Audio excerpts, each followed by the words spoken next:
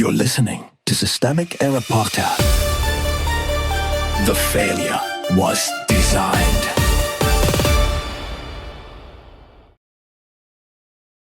CNN host tramples martyr lawmakers' phony claims to her face in live interview, based on an article by Adam Lynch.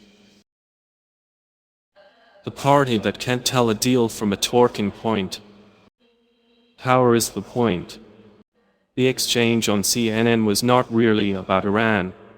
It was about who gets to define reality after a Republican president makes a deal and Republican lawmakers rush in to launder it as strength.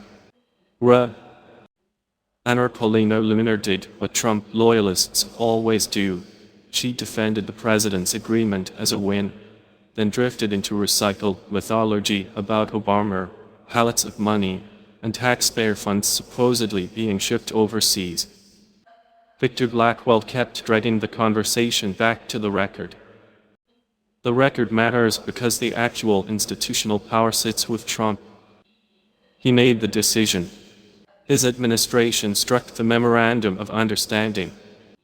Luna was not explaining policy.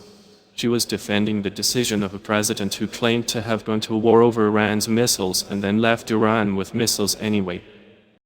The sales pitch replaces the policy. Luna's argument collapsed almost immediately into a familiar Republican performance: declare victory, deny continuity, and hope the audience does not notice the contradiction. She insisted Iran would voluntarily dispose of missiles because it now had no need for them, which is not evidence. It is a wish dressed as statecraft. That is the core deception.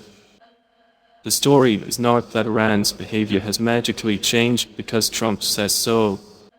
The story is that the administration and its defenders are trying to convert a politically convenient label into proof of strategic success. Win becomes a substitute for outcome. Signature becomes a substitute for leverage. A press line becomes a foreign policy. Blame gets reassigned downward. Luna's fallback on Obama-era pallets of cash is not accidental. It is a deliberate attempt to move blame away from the current president and onto a dead political target that cannot answer back. That is how propaganda works in a degraded form.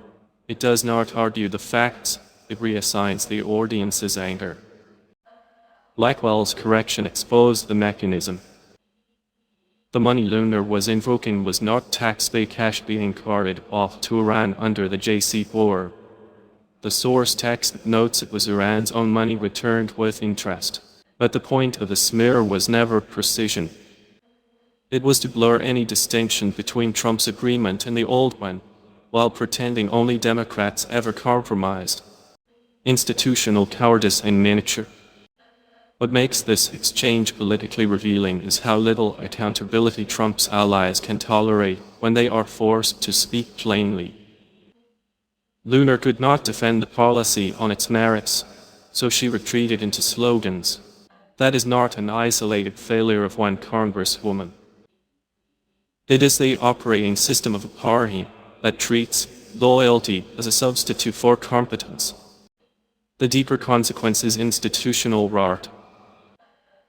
When lawmakers cannot distinguish between a factual correction and an attack, they start doing legislative work and start serving as postmen for presidential branding.